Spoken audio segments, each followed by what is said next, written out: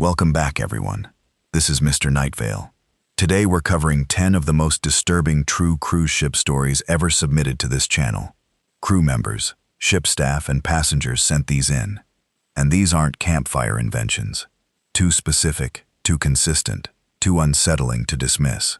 We cross-checked the details, and they line up with crew logs, HR complaint filings, and maritime incident reports. Before we start, a taste of what's coming. A steward told, on his very first day, never to ask about one cabin on deck 6. A security officer handed a form to sign, confirming a camera malfunction he knows never happened. A widow opening an envelope of her husband's belongings and realizing, item by item, that none of it is his. 10 stories, 10 cover-ups. Stay to the end for the one about the ring. It's the one people can't stop messaging me about. Subscribe, turn the bell on, because this channel is about slow-burning authentic horror over cheap jump scares. Let's get into it. There were 6 of us at dinner the first night. By the 4th, there were 5, and nobody would say why, and it took me almost 2 weeks after I got home to understand what I'd actually witnessed. Because on a ship that size, in that much water, it is remarkably easy to make one person disappear and have it look like nothing happened at all. I'm 71 years old, and I've been cruising alone since my husband passed 4 years back. People ask why I still do it by myself, and I tell them the honest answer, which is that the ship doesn't care that I'm alone. The dining room seats you with strangers either way, and for 7 nights I get to pretend I have a whole extended family I never had to raise. Table 12, second seating. That's been my spot for 3 cruises running now. I request it specifically. The first night there were 6 of us.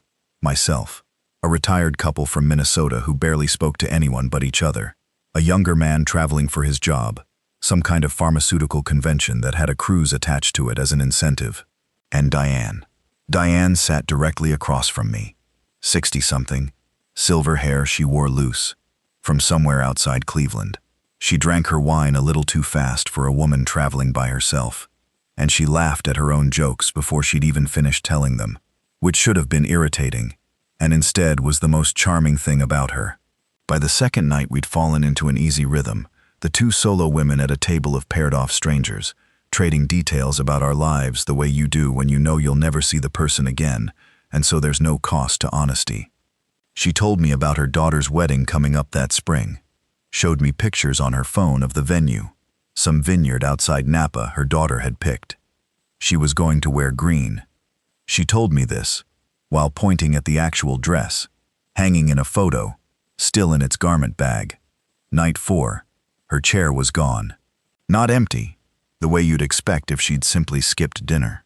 Gone. The place setting had been cleared away entirely, the chair itself removed from the table, so that table 12 now sat 5 people, as naturally as if it had never sat 6. I asked our waiter, a soft-spoken man from the Philippines who'd been refilling my water all week, where Diane was.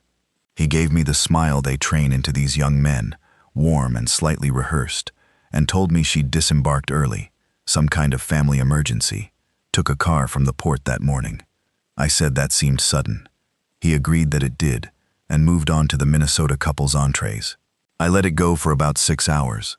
Then I couldn't anymore. Her cabin was 3 doors down from mine on the Riviera deck, and walking back that night, I noticed her balcony light on through the gap in the curtain, the way you notice a lit window without meaning to. I told myself I had the wrong cabin. I told myself that twice more the following day, until I stopped a woman doing turn-down service with her cart in the hallway and asked, as casually as I could manage, whether 8214 was still occupied. She checked a sheet clipped to her cart and said, "Yes, ma'am. Fresh towels every day. Someone's definitely still in there." That's when something in my chest went cold and stayed that way. I went down to guest services and asked, politely, which port Diane had disembarked at, since I wanted to make sure her things had been forwarded correctly. A small lie that felt necessary. The woman behind the desk typed for what felt like too long and told me Puerto Vallarta. I'd spent that entire morning in line at the excursion desk 2 decks up, close enough to hear the announcements, and I remembered with total clarity that rough water off the coast had forced the captain to skip Puerto Vallarta altogether, and push us straight on to Mazatlan instead. Everyone on that ship knew it. Passengers had been furious about losing their excursion day, so Diane had not gotten off at a port we never visited, which meant she hadn't gotten off anywhere, because there had been nowhere to get off. I found the bartender I'd been talking to most nights, an older man, silver stubble, 11 years on ships, he told me once with a kind of tired pride. I laid it out for him, the chair, the light, the towels, the impossible port. He went quiet in a way that told me more than anything he could have said, and started wiping down a section of bar that was already clean. Eventually, he told me that on a ship, some things you just learn to let go of, because asking too many questions in the middle of the ocean doesn't get you answers. It gets you a reassigned table. 2 days after that, a laundry attendant handed me a straw sun hat that had gotten mixed into my order by mistake. Wide brim, a faded ribbon around the crown. I recognized it instantly. Diane had worn it on the pool deck the very first afternoon. If she'd truly disembarked with her belongings and gone home to Ohio, her hat had somehow stayed behind on a ship in the middle of the Pacific. That same evening, I passed the photo gallery, the wall of professional shots they take of passengers on formal night, and print out hoping you'll buy one for $40. 3 photos in, there she was, green dress, same laugh caught mid-motion, and the date printed in the corner was 2 full days after guest services claimed she'd already flown home from Puerto Vallarta. I went back to the desk, and this time I didn't bother being polite about it. A younger man came out from a back office when the first woman couldn't answer me, and when I pushed him specifically on the dates, on the photograph, on the towels, he said, without quite meaning to, that she was still being processed. Then his face changed, fast, like a door slamming somewhere behind his eyes, and he excused himself. The bartender found me that night, out on the promenade deck, away from the cameras mounted near the elevators.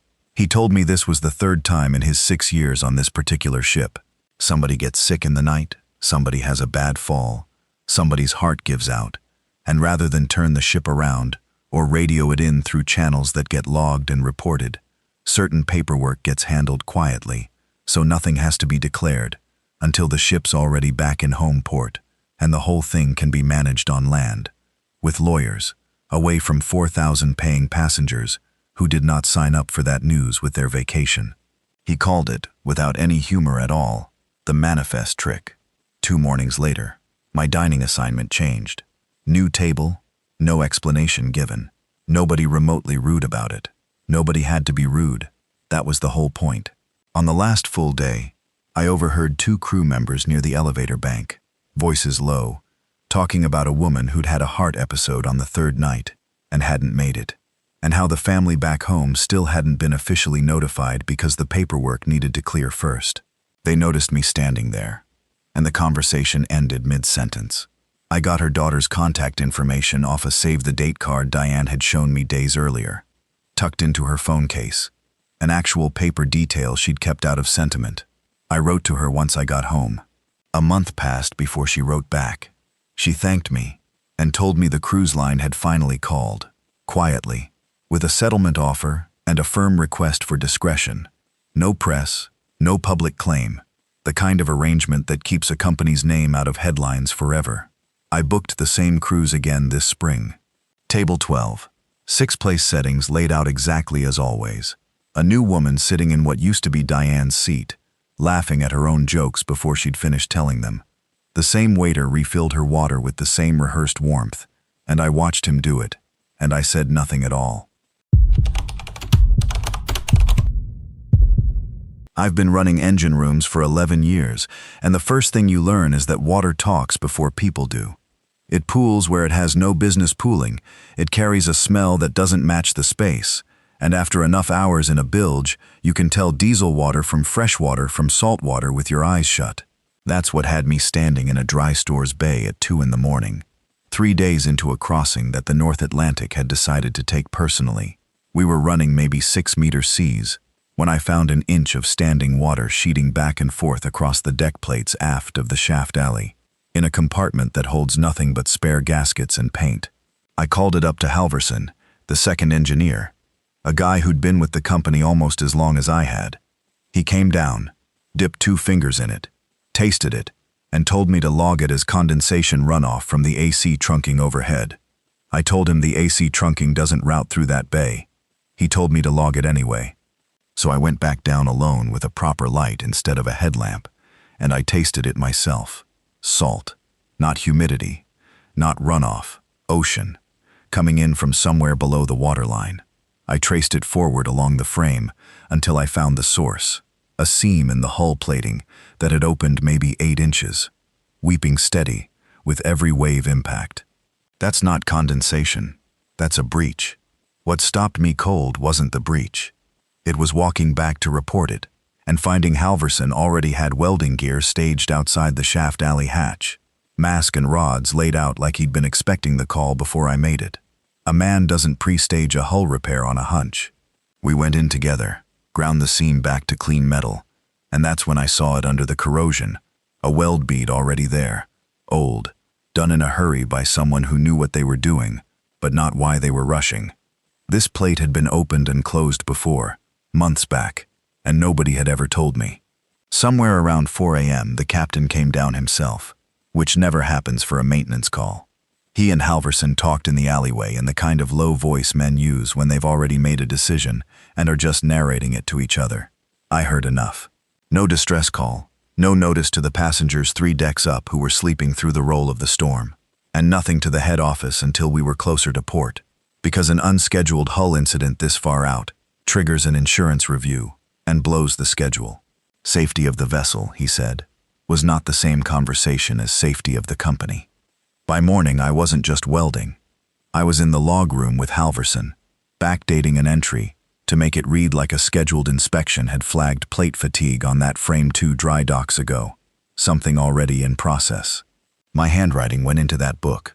My initials went next to the falsified original entry too, because Halverson had made sure of that the first night. Told me it was standard procedure to have the reporting tech sign off, pulling the old logs to match dates against. I found something I wasn't looking for. The cargo manifest for this crossing didn't match the draft marks I'd read off the hull 2 days earlier. We were sitting lower than what the declared tonnage should put us. Somebody had loaded more than what got filed with the Port Authority, and loaded it unevenly enough to put extra working stress on exactly the section of hull that had just opened up. Once I had that thread I kept pulling. 3 dry docks back, a sister vessel in the same fleet, same hull class, had gone in for what the record called routine plating work. 6 months after that, she was reflagged and sold under a name I didn't recognize, gone from the company's own fleet list. Routine work doesn't usually end with a ship changing hands and changing names inside a year. Then I remembered a name, Ruiz, an engineering mate who'd been on this same vessel 2 contracts back, who I recalled writing up a fatigue concern on this exact frame section before I ever set foot aboard. He'd been reassigned off the ship within a month of filing it, some opportunity in the Gulf fleet nobody could quite describe to me when I asked. I didn't think that was a coincidence anymore. That night I copied what I could onto a flash drive, photos of the old weld scar, photos of the draft marks against the manifest, a picture of the falsified log page before Halverson had it recopied clean. I told myself I was just keeping a record for my own protection. I knew I was lying to myself about the rest of it. The evening before we made port, Halverson found me alone in the workshop and didn't threaten me, which somehow made it worse. He said there was a second engineer's slot opening up on a newer vessel, better pay, and that the company took care of people who understood how a ship actually runs versus how it looks on paper. He didn't ask me for anything directly. He didn't have to. I still thought I was the one holding the only copy of what happened, right up until we tied up, and I saw 2 port state control inspectors already standing on the quay with a folder, asking specifically about hull stress readings from 3 nights prior. Nobody I knew had called them. It turned out the vessel's own structural sensors, the ones that log stress data automatically and transmit it independent of anything a crew writes by hand, had already flagged the event and filed it the moment we came into satellite range. All our careful paperwork had been racing a system nobody in that alleyway had thought to falsify, because none of us had access to it in the first place. The investigation took 4 months, and when it closed, the name attached to the very first falsified entry, the one logging seawater as condensation, the one written in my hand with my initials under it, was mine. Halverson's file showed a formal caution. The captain's showed a note about communication protocol and a transfer to a shore-based post. The manifest discrepancy got filed as a clerical rounding error. The sister ship, sold under another name, was never mentioned once. I'm not on that fleet's rosters anymore. I still think about that inch of water some nights, moving back and forth across the deck plates like it had somewhere to be, and how it was the only thing on that whole ship that told me the truth the first time I asked it. They put the form on my desk before I'd even finished my coffee. One signature, that's all they wanted. A line confirming that the camera on Deck 7, Hallway C, had malfunctioned between 11:40 and 12:15 the night before. I sat there, holding the pen for longer than I should have, because I remembered that window exactly. I'd been watching that feed live from my station while I ate a sandwich, since a drunk group of guests had been causing noise 2 doors down, and I wanted eyes on them in case it turned into something. The camera never dropped, not for a second. I know what a dead feed looks like. The gray static, the timestamp frozen, the little red flag our system throws automatically. None of that happened. I put the pen down and told my shift supervisor I needed to check something first, and she gave me a look I didn't like she already knew what I'd find, and was hoping I wouldn't go looking. I pulled the raw archive myself instead of signing anything, telling myself I'd just show her the mistake, and we'd laugh about a clerical error and move on with our night. The file was gone. Not corrupted, not glitched, just absent, like it had never been recorded at all. And that's when my stomach dropped. Because I've worked security on ships for 11 years, and I know the difference. A malfunction leaves a scar in the system logs, an error code, a gap with a signature. A deletion leaves nothing. Someone hadn't lost that footage. Someone had gone in and erased it clean, and they'd done it fast, sometime between the incident and my shift starting. I sat there in the dark of the security office running the same search 3 more times, hoping I'd made a mistake, hoping the file had just been moved to a different folder by some new hire who didn't know the naming convention. It hadn't moved. It was gone from every place it should have existed. I went looking for the backup drive we mirror everything to, the one even the bridge doesn't officially know exists, because I built it myself 2 contracts ago, after a theft case got buried, and I swore that would never happen on my watch again. I keep it under a false panel behind the server rack, and I don't log it anywhere, not even in my personal notes, because the whole point of it is that nobody can order me to hand it over if nobody knows to ask. My hands were actually shaking a little as I pulled the drive, because part of me already knew I was about to see something I couldn't unsee. The file was intact. 18 seconds of grainy hallway footage showed a senior officer, someone 4 ranks above me, someone whose name is on the crew roster in bold, because he's been with this company longer than I've been alive, following a passenger into her cabin corridor and blocking the door with his arm when she tried to step past him. I watched it maybe 6 times. I zoomed in on his face, on hers. I have daughters. I made myself keep watching anyway, because looking away felt like a kind of lying. I checked our incident archive going back 3 years out of pure disbelief that this could be a first offense, and found 2 other camera malfunctions logged under his name in ports on opposite sides of the world, 8 months apart, both flagged as technical failures, both times the passenger's original complaint disappearing from the system along with the video that would have proven it. 3 ships, 3 ports, 1 pattern, hiding in plain sight because nobody had ever laid the incidents next to each other before. I found the woman who'd filed the report that morning, sitting alone outside the medical bay with her arms crossed tight over her chest, and when I introduced myself as ship security, she flinched so hard she knocked her coffee cup off the bench. She told me a staff member had already visited her cabin that morning, before I even had the form on my desk, and had suggested, very gently, very politely, that pursuing a formal complaint would delay her disembarkation and complicate any insurance claim for the rest of the cruise. Nobody threatened her outright. Nobody raised their voice. They just made kindness sound like a warning, and she was smart enough to hear it that way. I asked her if she was willing to give a statement to me directly, off the official record for now, just so there'd be something written down somewhere that wasn't controlled by the people trying to make this go away.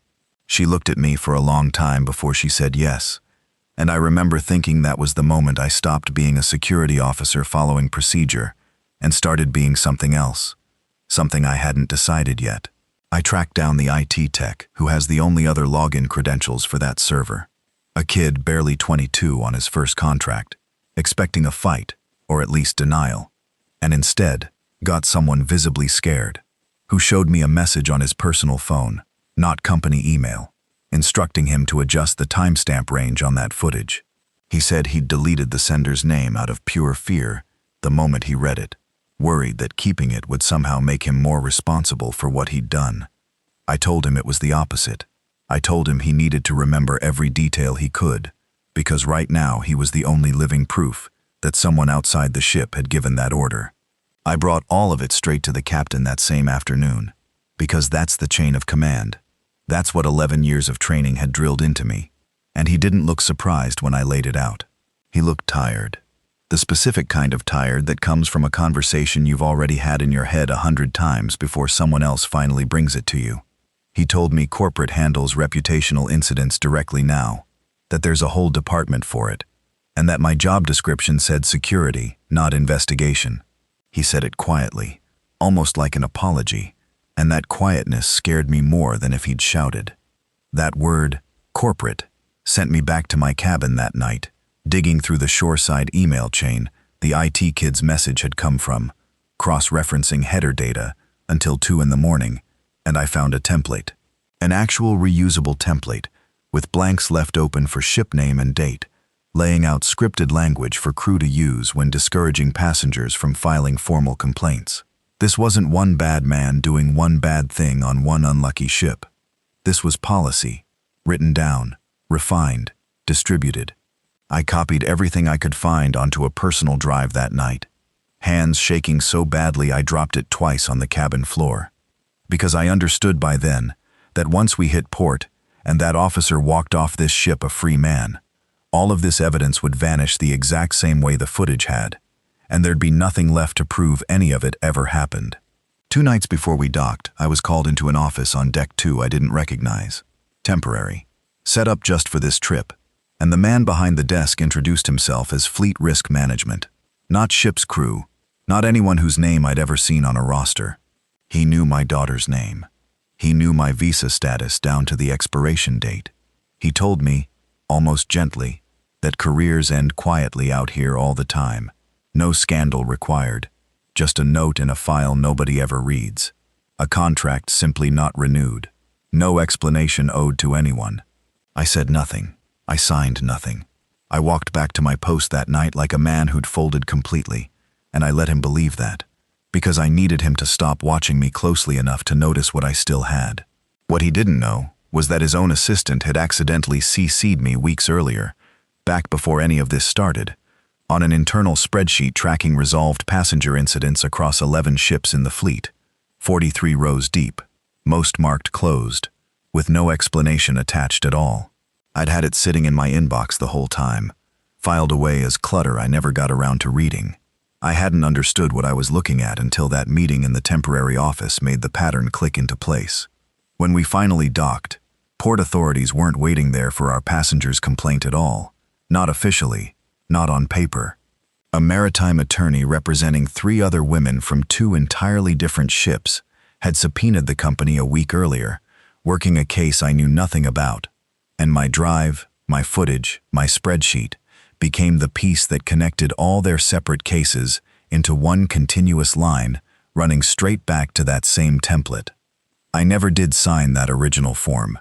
I signed something else instead, an affidavit, in a small gray room with a lawyer I'd never met before that morning, while the ship I'd worked on for 6 years sat outside the window, taking on a fresh line of passengers who had no idea what they'd just walked into, smiling for photos under a gangway that had swallowed more than they'd ever know.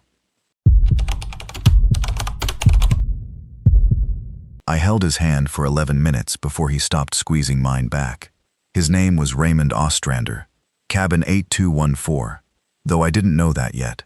I only knew he was gray around the mouth, his throat tightening with every breath he tried to pull in, and I kept telling him help was coming, until I wasn't sure I believed it myself anymore. His fingers were cold and damp, and every few seconds they'd tighten around mine like he was trying to anchor himself to something solid, while his own body turned against him. I remember the exact moment his grip changed from desperate to faint, like a radio signal losing its station. An hour later, standing in the med bay with his blood pressure cuff still creased into my palm, the staff captain sat across from me and said it gently, like he was doing me a favor. Forget his face. Move on. That's the job. I told myself it was normal grief protocol. Nurses on land hear some version of that too. Don't carry every patient home with you. Don't let the job hollow you out one death at a time.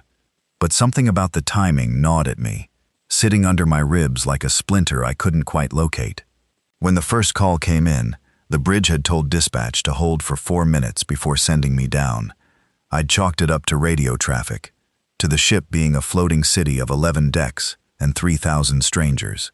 It wasn't until the next morning, sitting alone in the crew mess with lukewarm coffee, going cold in front of me, rereading my own chart notes, that I noticed the timestamps didn't match what I remembered writing. My response time had been logged as 11 minutes. It had been closer to 26. I stared at that number for a long time, the way you stare at a word you've written so many times it stops looking like a real word at all. That discrepancy sat wrong in my stomach all day, through rounds, through a diabetic passenger's insulin check, through a teenager's sprained ankle from the pool deck. So I asked security off the record why dispatch held the call. A young officer named Danilo, who'd clearly had one too many espressos and not nearly enough sleep, told me the truth before he fully understood what he was handing me. The last excursion tender from Cozumel hadn't returned yet. Guest services didn't want a stretcher crossing the gangway while 300 people were still filing back aboard with margaritas and sunburned shoulders and duty-free bags swinging from their wrists. So they held the medical response until the walkway cleared, because a body on a gurney is bad for the photographs people post that same night. I went looking for Raymond's intake form after that, half hoping I was wrong, half already knowing I wasn't. He'd disclosed a severe shellfish and sulfite allergy at check-in, flagged in bold red print on page 2 of his medical form, the kind of flag that's supposed to follow a passenger everywhere on the ship, into every dining room, every excursion briefing. A colleague in medical admitted, quietly, refusing to meet my eyes while she said it, that allergy flags weren't cross-checked against the day's shore excursion menus until the second full day of the cruise. It was a cost-saving shortcut, a staffing gap nobody higher up wanted written into any official policy, because writing it down would mean admitting it existed. 2 nights later, unable to sleep, lying in my narrow crew bunk listening to the hum of the engines through the hull, I pulled old incident logs I had no real authority to access, using a login nobody had bothered to revoke after a coworker transferred off the ship months earlier. I found 2 other deaths in 3 years, both on shore excursion days, both filed as sudden cardiac events, both suspiciously thin on detail, missing the kind of granular notes a real cardiac arrest chart usually carries. A pattern doesn't announce itself with sirens. You have to go looking for it in the gaps, in the things that aren't written down. And once you see it, you cannot unsee it. No matter how hard you try to convince yourself, you imagined the shape of it. Then came the offer. HR called it a transfer, flagship route, a raise, a private cabin instead of a shared one. Nobody said the word bribe out loud. Nobody had to. The woman from HR smiled the whole time she said it, and I remember thinking she must practice that smile in a mirror somewhere, because it never once touched her eyes. I turned it down and called passenger services instead, trying to reach Raymond's family, only to learn a condolence letter had already gone out days earlier, drafted and sent before I'd even finished my own paperwork. It cited sudden cardiac arrhythmia as the cause of death. I had never written those words in any chart, not once. Not in any draft. Someone above me had built a cause of death out of nothing, typed it clean and official on letterhead, and signed it with a confidence I never gave them and never would have. A friend in housekeeping told me, days later, over a rushed cigarette break on the crew deck, that Raymond's daughter had hired a maritime attorney and was requesting his full medical file. When I asked to review my own copy so I'd be prepared for whatever came next, I found paperwork with my signature on it that I had never signed. An amended incident report, softened language, Timestamps quietly shifted to make the response look faster, cleaner, more defensible than it had actually been. I sat with that file open on the screen for a long time, my own name staring back at me in a signature I didn't remember making, and I understood, sitting there in the fluorescent light of the empty medical office, that I wasn't just a witness to what happened to Raymond Ostrander anymore. I was being built into something else entirely, the fall nurse, the one who'd take the weight if this ever surfaced in a courtroom. Last medical staff at his side, easiest name to point to, easiest story to tell a jury. So I did the only thing that still felt like mine to do. Before my next shift, I used my personal phone to photograph the original chart, still sitting untouched in the system before anyone thought to scrub it clean, timestamps and all, my real handwriting visible in the digital scrawl. I emailed the images to my own personal account from a crew computer nobody monitored closely enough, then deleted the sent folder and stood there afterward with my heart going harder than it had any right to, hoping it was enough, hoping I hadn't just made things worse for myself in a way I couldn't undo. At the next port, I told my supervisor my mother was sick, and I needed to fly home immediately. It wasn't entirely a lie. She was sick, just not that particular week. Not urgently, not in the way I let him believe. I walked off that ship with a duffel bag over one shoulder and a phone full of evidence tucked deep in my jacket pocket, and I didn't look back at the ship once. Not even when the taxi pulled away from the port, and I could still see its white hull rising over the buildings behind me. I sent everything to Raymond's daughter 3 days later, from an internet cafe 2 towns from my parents' house, along with a letter explaining what I'd seen and what I hadn't been brave enough to say out loud, while I still had a company badge clipped to my scrubs. Her name was Marisol, and when she called me 2 weeks after that, her voice cracked halfway through thanking me, and I found myself crying in a grocery store parking lot with a bag of groceries melting in the summer heat because I couldn't bring myself to hang up first. I lost my job, obviously, the moment they realized what had left the ship with me. My name is quietly blacklisted in an industry smaller than most people think, a tight circulating group of maritime medical staff who all seem to know each other's business within a season or two. But Marisol got the truth, and eventually, so did a courtroom, and the company changed how it logs medical response times on excursion days, quietly, without ever calling it what it actually was, without ever admitting fault in a single sentence of the settlement.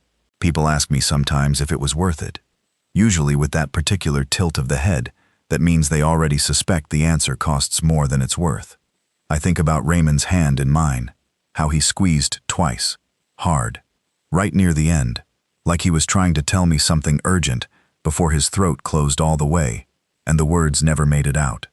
I never got to ask Marisol what he might have meant by it. I just told her he wasn't alone.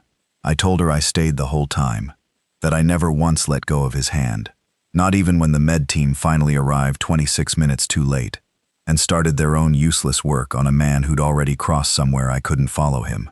I was told to forget his face. I never could. Some nights I still see it clearly, gray and frightened and trusting me completely, the way people trust a uniform, even when the uniform can't save them fast enough. I think that's the one thing they were never going to be able to take from me, no matter how many timestamps they changed, no matter how many signatures they forged in my name. They could rewrite the chart, they could soften the letter to his family, but they couldn't rewrite what I watched happen in that cabin, and they couldn't make me forget the exact second his hand went still in mine.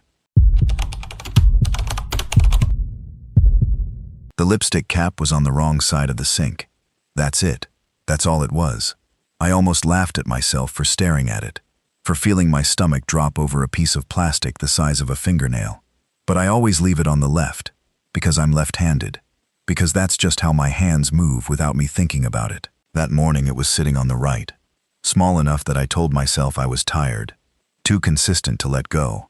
I didn't say anything to anyone that first week. You learn fast on a ship that complaining makes you the problem faster than it makes the problem go away. So I just started paying attention. I memorized the angle of my hairbrush on the shelf. I left my shoes toe out instead of toe in. Small private markers.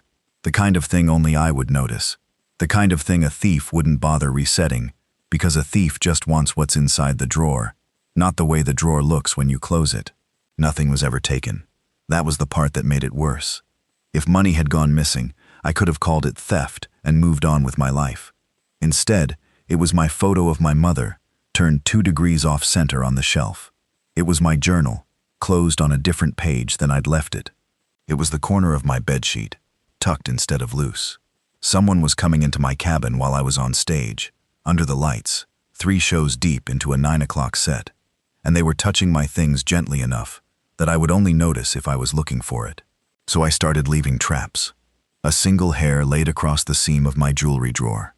A thin line of loose powder dusted along the closet track, invisible unless you knew to check it.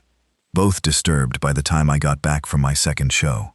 Both undone in that careful, precise way that told me whoever it was had done this before, had learned patience, had learned exactly how much a person can be pushed before they start doubting their own memory, instead of the room around them. I went to HR expecting to be believed. I sat down across from a woman with a laminated badge and a soft voice, and I told her everything. The lipstick, the photo, the hair, the powder. She wrote some of it down. Then she asked me, gently, almost kindly, if I'd had any conflicts with anyone on staff lately. I said no. She said sometimes these things start as personal disagreements and escalate in our heads. That stress on contract can do strange things to perception. I left that office feeling smaller than when I walked in, like I'd been quietly filed under difficult before I'd even finished my coffee. A week later, another dancer pulled me into the laundry room, door shut, voice low, and asked if my things had been moved. I asked her how she knew to ask that. She told me it happened to her 4 contracts ago. She reported it the same way I did. 9 days later, she got transferred to a different ship. New contract. No explanation. Her cabin assignment changed before she'd even finished writing her statement. Not him. Her. That's when I understood this wasn't new. And it wasn't really about me at all. It was a pattern that had already been run once, successfully, and quietly filed away. I started asking around, carefully, in the way you learn to ask things on a ship where every corridor has ears. A name kept surfacing, always sideways, always half-finished, from crew who worked the deck below the officer's corridor. A senior officer, the kind of rank that comes with a master key, one that opens every cabin on this ship, mine included.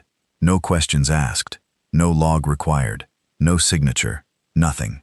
I requested the security footage from my hallway for the nights in question.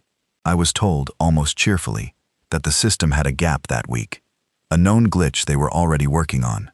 Just my corridor, just those specific days. I asked if that was normal, and the man at the desk shrugged like I'd asked him about the weather. Then it stopped being small. He said something to me in passing near the crew mess, offhand, about a sweater I hadn't worn on deck in over a month. One that lived folded at the bottom of my drawer, underneath everything else, the kind of item nobody sees unless they've gone looking. I hadn't mentioned it to a single person. My knees actually went weak in the stairwell afterward, because doubt is a thing you can live inside for a long time, comfortably even, but certainty doesn't leave you anywhere to stand. I started sleeping in another dancer's cabin some nights, just to see if it was really him, if it was really happening the way I thought. Then an empty cabin should have meant nothing to move, but my things still shifted on the nights I wasn't even there, which meant he wasn't only watching me, he was watching my schedule. He knew when I'd be gone before I did.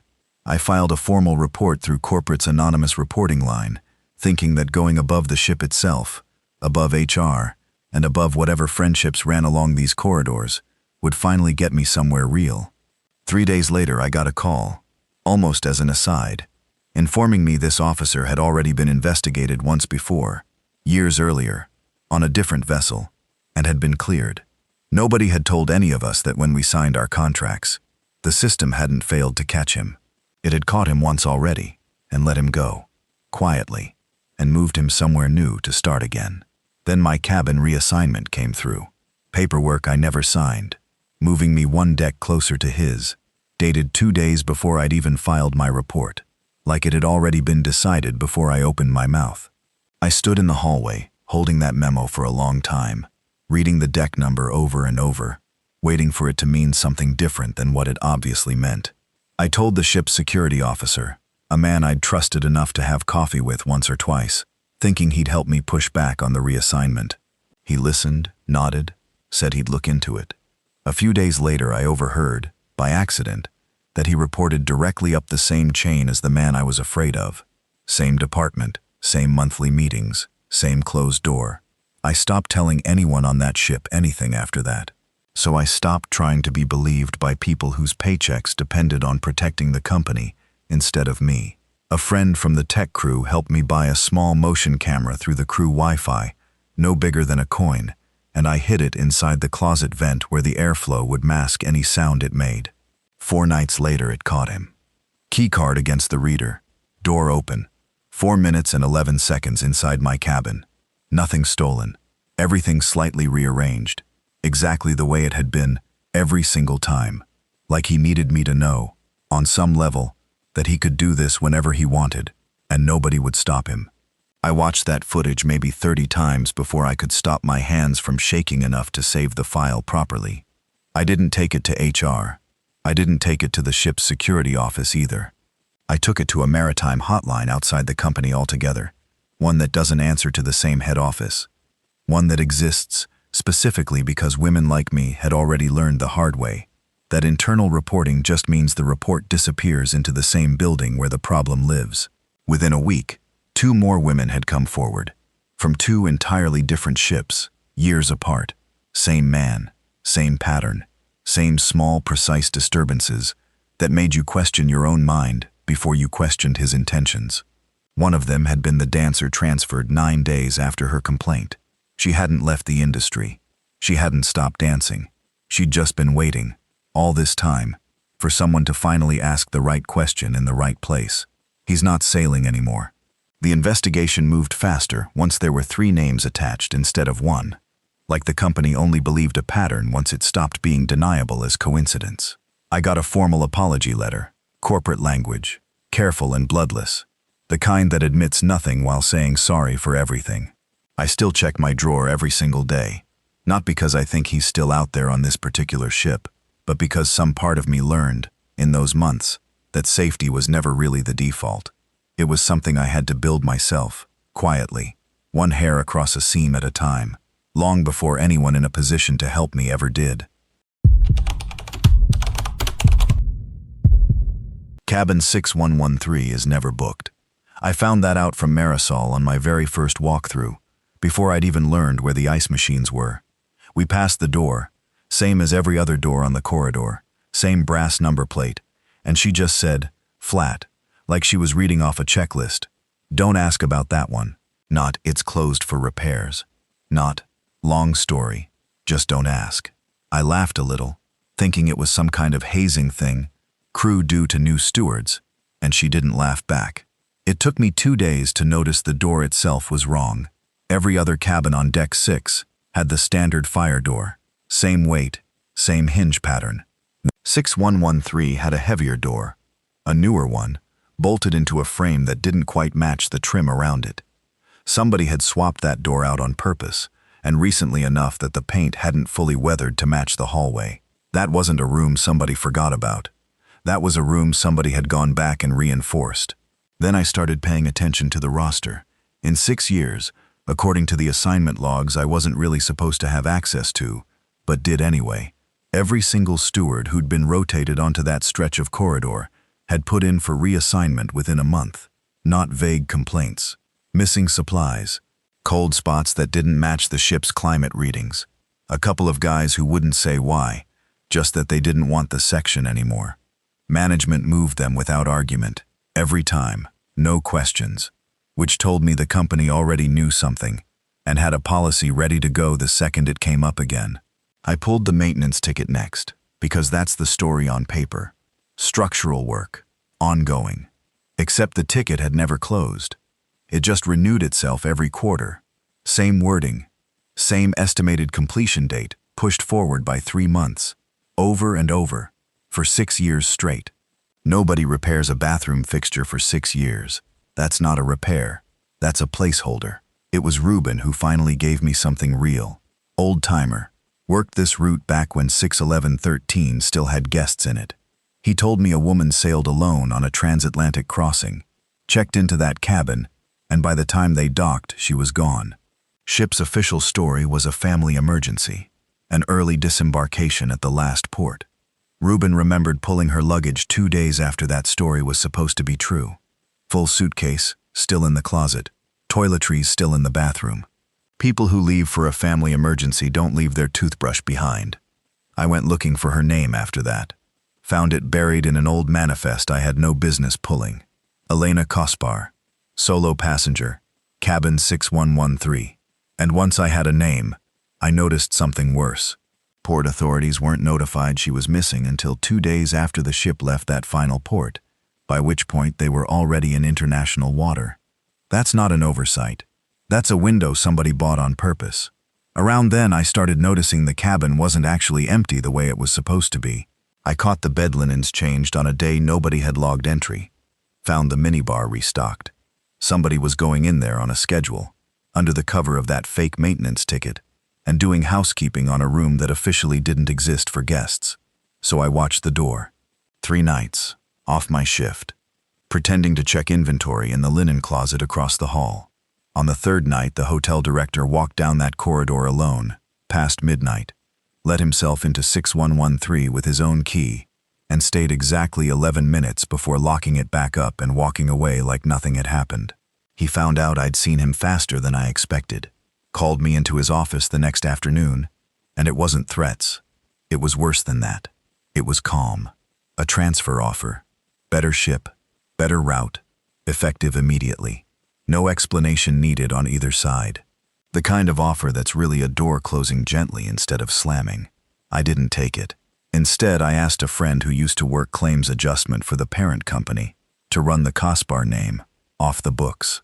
She found a settlement, sealed, paid out to a surviving family member 11 months after that crossing. Confirmed everything Reuben told me. The company knew exactly what happened to Elena Kospar. They just made sure it came with a signature that guaranteed silence. That should have been the end of it. Corporate cover-up. Tragic and ugly and done. Except the settlement had a second name on it I didn't expect. And when I cross-referenced it against current crew records, it matched. The hotel director letting himself into that cabin every crossing wasn't covering anything up. He was Elena's father. He'd taken a company job 7 years after his daughter disappeared, under a name close enough to his own that nobody flagged it. Specifically so he'd have a key card and 11 quiet minutes a week in the one room the company would rather he never see again. That changed how I understood everything. The cold reports, the stewards asking out, all of it. It wasn't a haunting. It was one man refusing to let a room become ordinary again, and a company that let him, because giving a grieving father a locked door was cheaper than another lawsuit. I thought that was where it ended, until I helped him one night without meaning to. A stuck panel behind the closet wall, the kind maintenance staff opened for wiring. Inside it, wedged flat against the frame, was a maintenance log page from the week Elena disappeared, initialed by a crew member who was never once mentioned in any official report. I recognized the initials. They matched a name still active on this ship's current roster, just under a different first name than the one on file 7 years ago. The father hadn't been keeping vigil in that cabin all this time. He'd been building a case, one visit at a time, waiting for the day he had enough to make somebody listen. And now, I was the only other person who knew that. He didn't ask me to keep quiet. He didn't have to. I understood, standing there, exactly why every steward before me had asked for reassignment within a month. Not because something in that room scared them, but because once you started looking closely enough at cabin 6113, you stopped being able to look away. And that's a weight most people don't want to carry down a hallway every single day. I put in for the same corridor the next rotation. Nobody questioned it. I still don't ask about that cabin, but now I understand exactly why nobody's supposed to. I kept a count in my head the night we almost killed 4,000 people who were sleeping 12 decks above the waterline, and not one of them will ever know there was a number to count. 14 seconds. That's the gap I keep landing on. The space between the moment I saw another ship's running lights slice through the dark off our starboard bow, and the moment our wheel finally answered, and that ship stopped being a certainty, and became something we'd talk around for years. We were behind schedule that week. Nothing dramatic. just enough that the message had come down twice through the staff captain about arrival windows, about how head office tied performance bonuses to minutes, not miles, not conditions. Nobody had written "ignore the weather advisory" anywhere I could point to. You learn to read the part of the memo that isn't on the page. So when the radar picked up a contact closer than protocol allowed, and the officer of the watch suggested easing off 10 degrees to open the gap, the captain said, "Hold course. We'll thread it. We always thread it."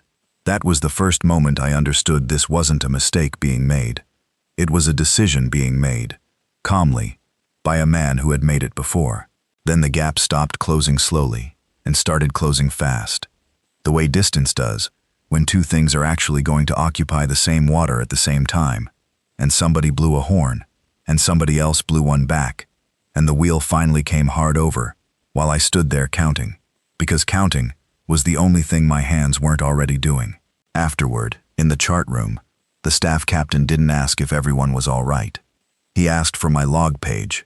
He told me to write it up as a course deviation for a developing weather cell, something we'd noted on the afternoon chart. Nothing that would raise a flag ashore. I remember thinking that was the whole crime right there. Small and administrative and over in under a minute. Except it wasn't over. Because 2 nights later, restless, I went digging through the archived logs looking for something unrelated and found the same phrase. Weather deviation, developing cell, minimal impact expected. Same wording, different date, 3 years back, a different junior officer's initials at the bottom. It wasn't a lie somebody had invented under pressure that night. It was a phrase the ship already owned. I told myself maybe there really had been weather that night. Maybe I was building a conspiracy out of a coincidence. So I pulled the meteorological record for our position and time. There was no cell. There was a ridge of high pressure sitting flat over 400 miles of ocean, and a sky so clear the stars were doing the lookout's job for him. Whatever we'd swerved for, it hadn't come from the sky. It came from a cargo vessel.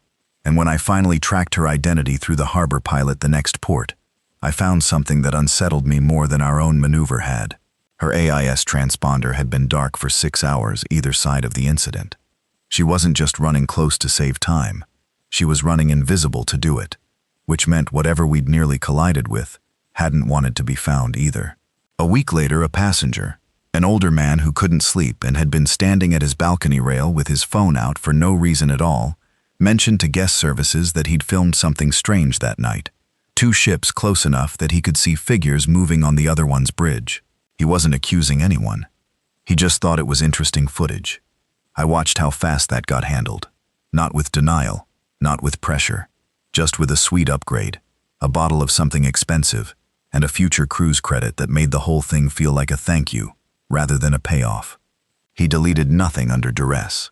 He simply decided, gently guided, that it wasn't worth keeping. That was when I understood silence on that ship was never extracted. It was purchased, quietly, in a currency nobody had to call a bribe.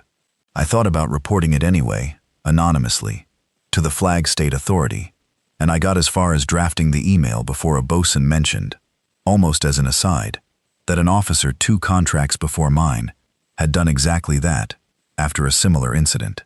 He wasn't fired. He was simply reassigned to a ship with a worse route and a captain known for writing brutal evaluations, and within a year, he'd left the industry entirely, on paper, by his own choice. Nobody had to silence him.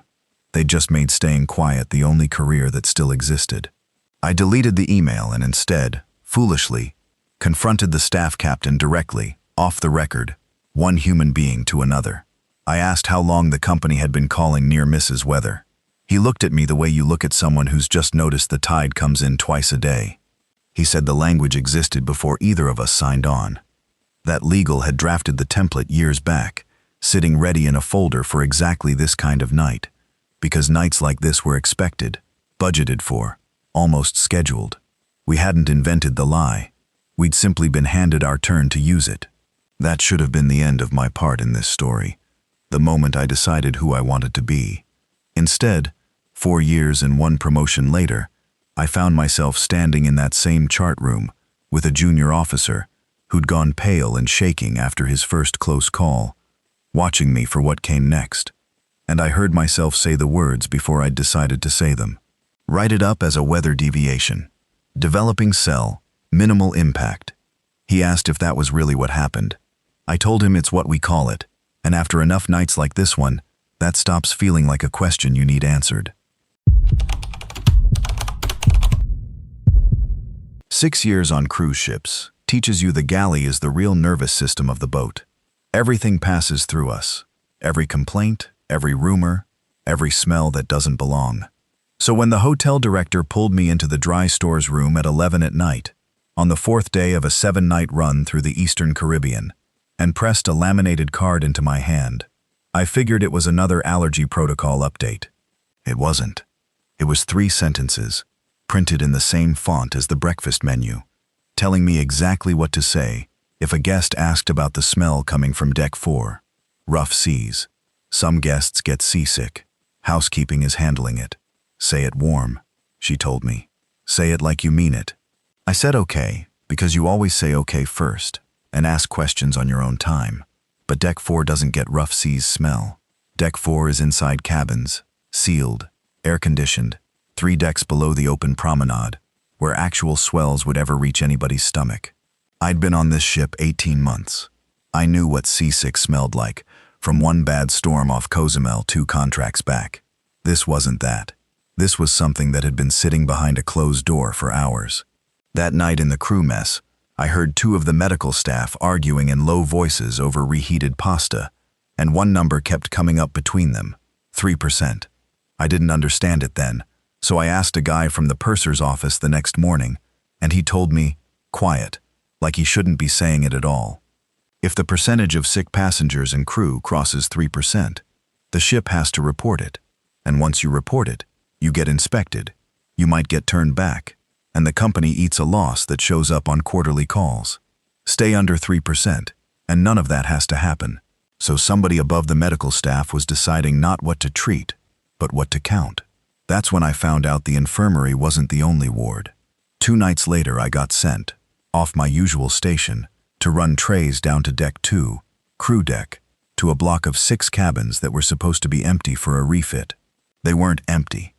They had passengers in them, in ship robes, hooked up to nothing but a trash can and a bottle of water each, because if they went to the infirmary, they'd show up in a system that gets audited. I recognized one of the crew handing out towels down there. Priya works housekeeping. We'd had breakfast together, maybe 100 times that contract. She looked gray, sweating through her uniform in an air-conditioned hallway. I asked if she was okay, and she laughed, not really a laugh, and said the ship doctor gave her something for nausea and told her to finish her shift, because they were already down 4 housekeepers and couldn't afford to report a 5th. She was sick and cleaning up after other sick people, because the number needed her upright. It was the assistant cook, Dario, who told me where it actually started, 3 days before any of this. A galley steward had come down with it first, worked 2 full shifts feeling it coming on, because nobody wants to be the guy who calls in sick on turnaround week, and he'd been on the ice machine both those shifts. Nobody pulled him off the line. By the time anyone official cared, it was already in the ice, and the ice was already in every drink on the ship. 4 days in, an elderly man from a cabin on deck 9 went down hard. Couldn't keep fluids in, couldn't stand. His wife came to guest services in a panic. That one didn't get a robe and a trash can. That one got a stretcher and a tender boat off the side of the ship at 2 in the morning, to a private clinic on the next island, with paperwork that listed the cause as a pre-existing cardiac condition. I saw the manifest because I helped carry supplies to the gangway. Cardiac condition. The word virus never came anywhere near his name. After that night, the hotel director found me again in the corridor outside the crew laundry. And this time it wasn't a script. It was an envelope. She called it a discretionary bonus for handling the extra tray runs with a good attitude. I didn't open it in front of her. I knew what it was for, and it wasn't for the trays. I understood how deep this went a few nights later, digging through the dry store's office for a spare printer ribbon, when I found a folder of laminated cards just like mine, maybe a dozen of them. On the back of a few, under the lamination, you could still see where a different ship's name had been printed, and then covered with a sticker bearing ours. That card wasn't written for us. It had been written once, a long time ago, for a different ship and a different outbreak, and just kept getting relabeled. A woman staying in a suite on Deck 7 cornered me at the omelet station 2 mornings later. "Retired ICU nurse," she told me, unprompted, while I was still cracking eggs. She said rough seas doesn't turn 70 people green in 48 hours. And it definitely doesn't explain why housekeeping keeps knocking on doors with gloves and paper booties at 3 in the morning. She wasn't asking me to confirm anything. She was telling me she already knew, and watching my face for what I'd do with that. I started keeping things after that. Photos of the cabin block on Deck 2, on my personal phone, not the ship's. A picture of the manifest with the cardiac condition line. The date stamp off a box of romaine that had been quietly pulled from inventory the same week the ice machine incident happened. I didn't know yet what I'd do with any of it, only that we were 2 ports away from a country where health inspectors do random boardings, and I wanted something in my hand besides a laminated card telling me what to say. The night before we hit that port, Priya collapsed in the crew mess in front of a dozen off-duty passengers who'd wandered back looking for the crew bar. Not Deck 2, not behind a closed door, right there, plate in her hand, in front of people holding phones. Within an hour, security was asking people to delete videos as a courtesy. And by morning, half the ship already knew there was no such thing as rough seas, because rough seas doesn't drop a woman in housekeeping whites onto tile in front of a table of tourists. The morning we docked, Port Health did board, not because anyone tipped them off with drama, just a routine boarding that happened to land on the exact week that mattered. And here's the part nobody warns you about going in. The company had already built its story before the officials even climbed the gangway. It wasn't going to be the officers who caught the blame, and it wasn't going to be corporate. Word came down fast through the department heads, if anyone asked. This had been a communication breakdown at the crew level. Junior medical staff, a few galley hands who mishandled reporting. Priya's name was already on a draft transfer memo before she was even discharged from the clinic. That's when I stopped deciding whether to hand over what I had, and just did it, straight to the boarding officer, phone in hand, before anyone in a white uniform could hand him a laminated card of his own. I got sent home 2 contracts early. Company called it a mutual release. Priya kept her job, actually got moved to a ship with a real medical team lead who runs it clean, and she still texts me on the anniversary of that docking. I don't work ships anymore, but I kept the folder of relabeled cards, every one of them, because somewhere out there, on some other boat with some other name stickered over the last one, somebody's about to get handed the exact same 3 sentences and told to say them warm. The envelope was heavier than I expected. That's the first thing I remember. Sitting in that windowless room on Deck 3 they called guest services. A woman in a navy blazer sliding a manila envelope across the desk like she was handing me a boarding pass. I didn't cry when I opened it. I hadn't cried in 4 days. Not since the knock on our cabin door at 2 in the morning. Not since the ship's doctor said Walter's heart just stopped, quietly, in his sleep, and there was nothing anyone could have done. I was past crying. I was just watching my own hands untuck the metal clasp. The watch came out first. Gold, heavy, a good watch, the kind Walter would have worn. Except Walter's watch had a scratch across the crystal from the time he dropped it, changing a tire in 1994, and this one didn't. This one was clean. I told myself maybe it had been polished. Grief makes you generous with explanations. Then I found the ring, and I stopped being generous. Walter's wedding band was engraved on the inside. Our anniversary date, June the 9th, in his handwriting, because he'd insisted on doing it himself, with some engraving pen he bought off a television commercial. The ring in my palm had no engraving at all. It was a size too small. I sat there turning it in the fluorescent light for a long time, and the woman in the blazer watched me do it, and she did not say anything. And that was the part that finally cracked something open in me. Not the ring, her silence. I asked her, very calmly, whether these were definitely my husband's things. And she said the paperwork had already been prepared for my signature, that it would expedite disembarkation, that grief counselors were available in the morning. She had answers ready before I had finished asking the question. That's not how people behave when something has gone according to plan. That's how people behave when they've rehearsed for the thing going wrong. They handed me an urn 2 days later. Once we'd docked. Once I'd been passed along to a funeral coordinator on land, who did the actual talking the cruise line wouldn't do. He was kind.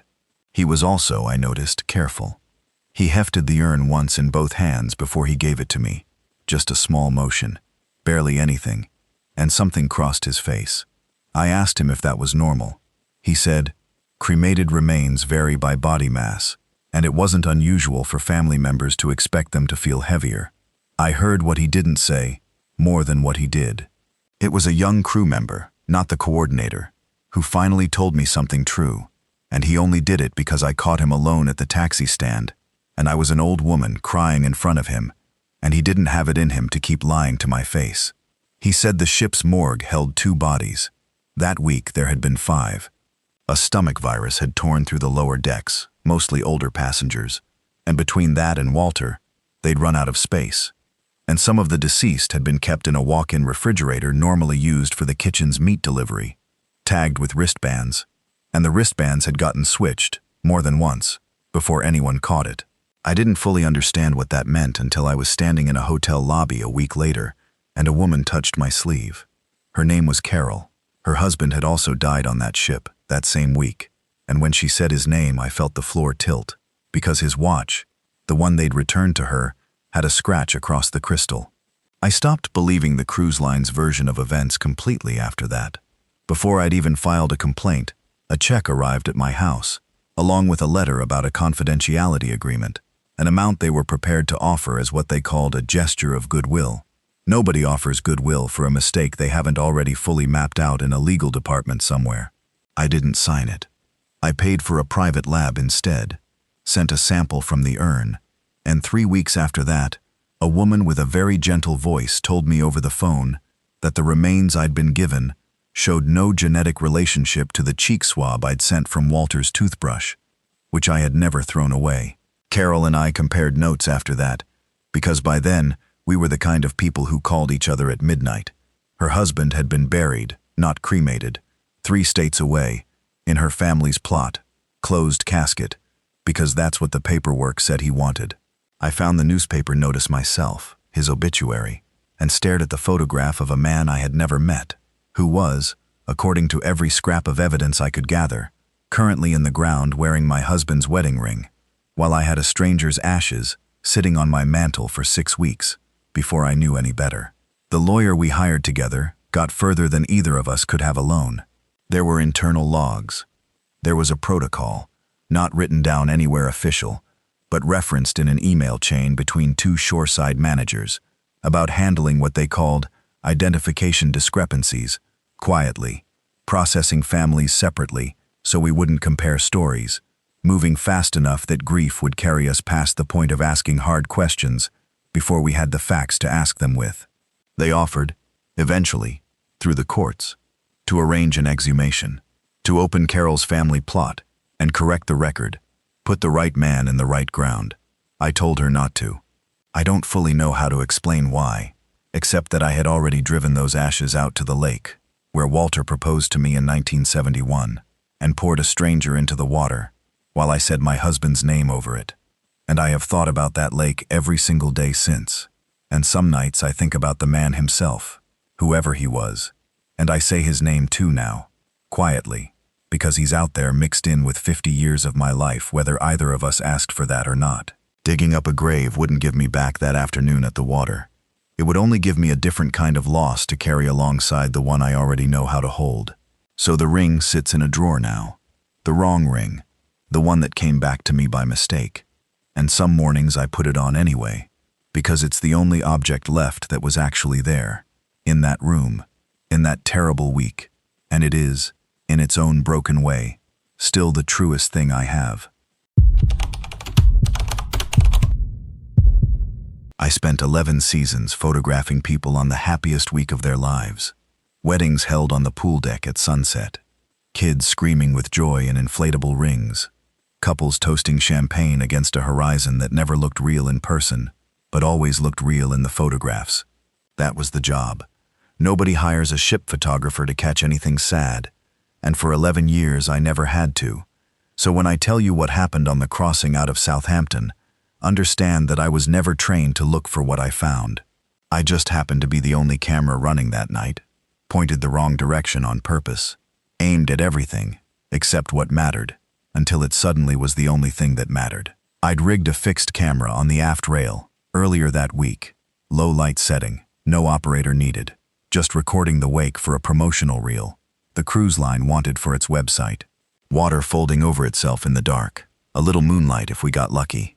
I checked the battery every 20 minutes or so, and otherwise left it alone. It was running at 11:40 when the alarm went up through the ship, that flat mechanical tone, followed by a voice trying too hard to sound calm. "Man overboard!" By morning, the story had already hardened into fact, the way these things do on a vessel that has a schedule to keep. A passenger, traveling alone, had gone over the rail sometime after midnight.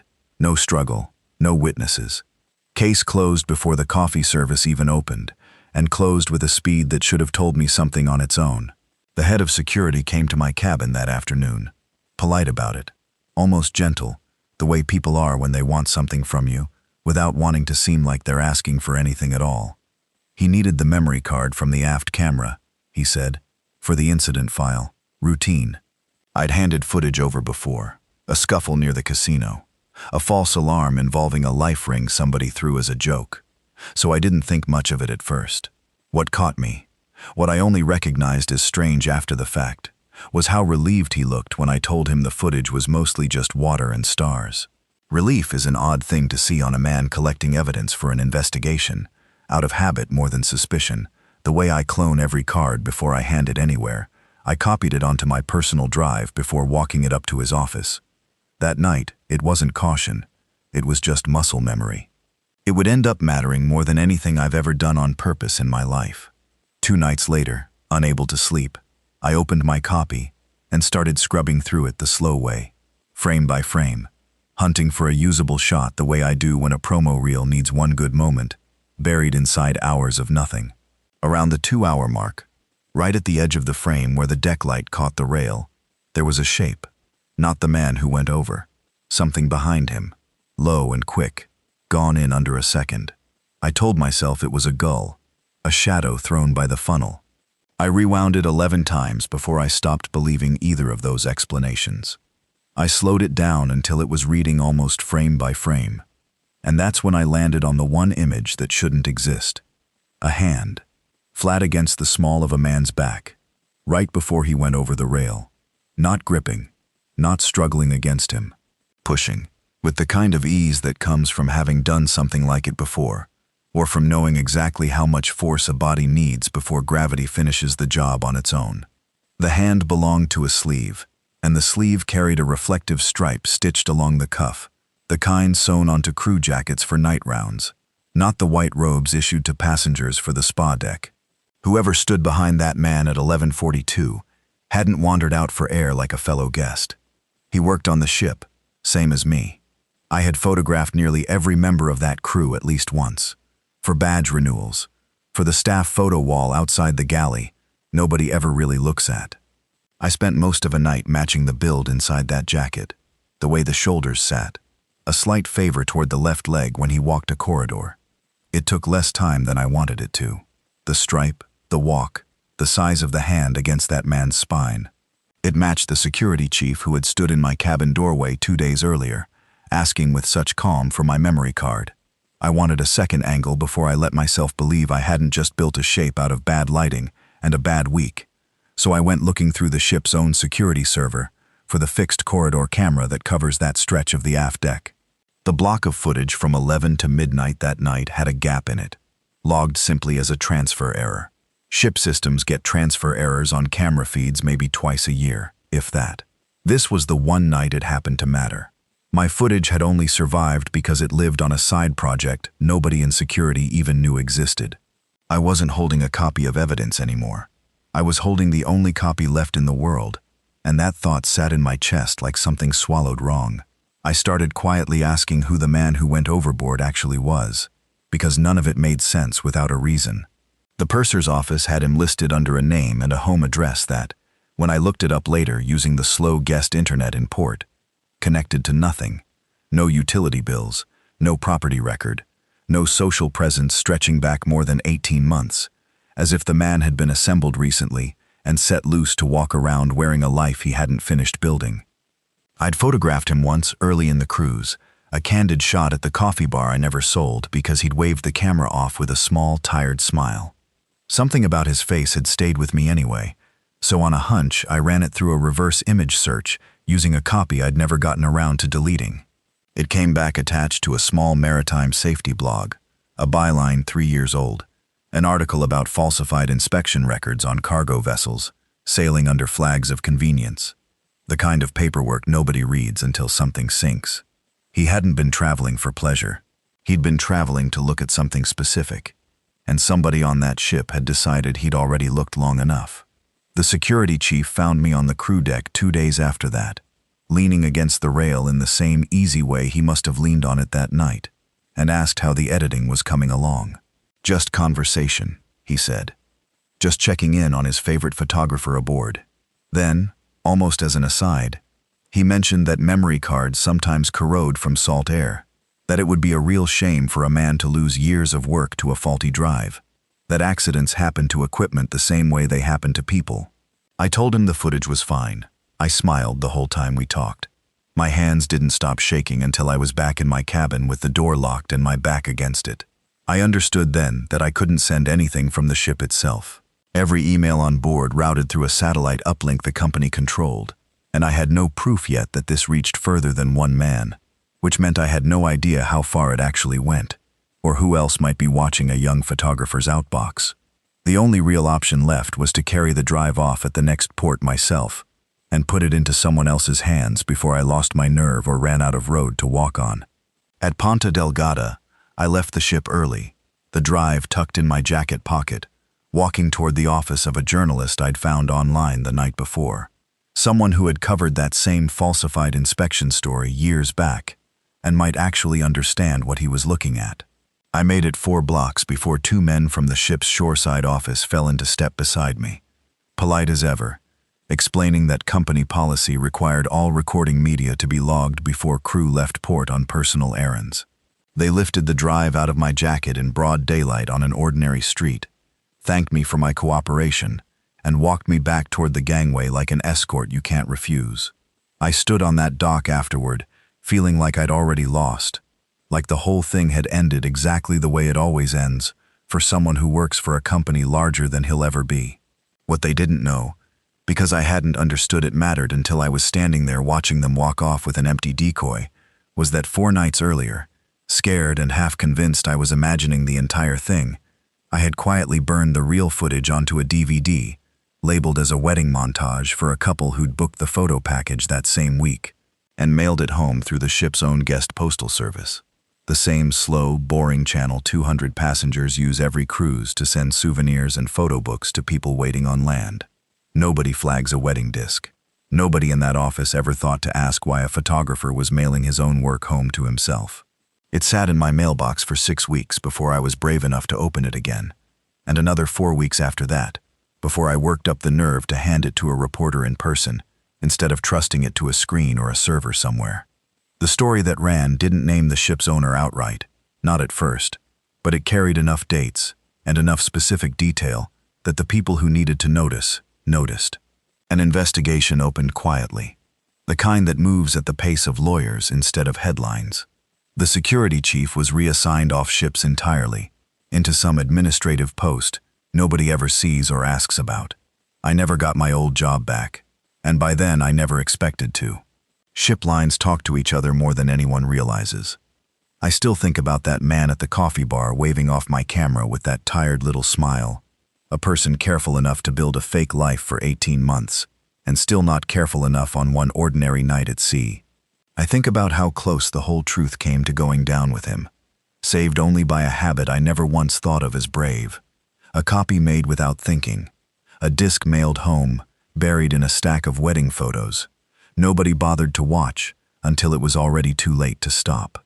I don't know if that counts as justice exactly. I know it's the only work I've ever done that mattered, and some nights, staring at my own ceiling instead of somebody else's wedding footage, that has to be enough to let me sleep.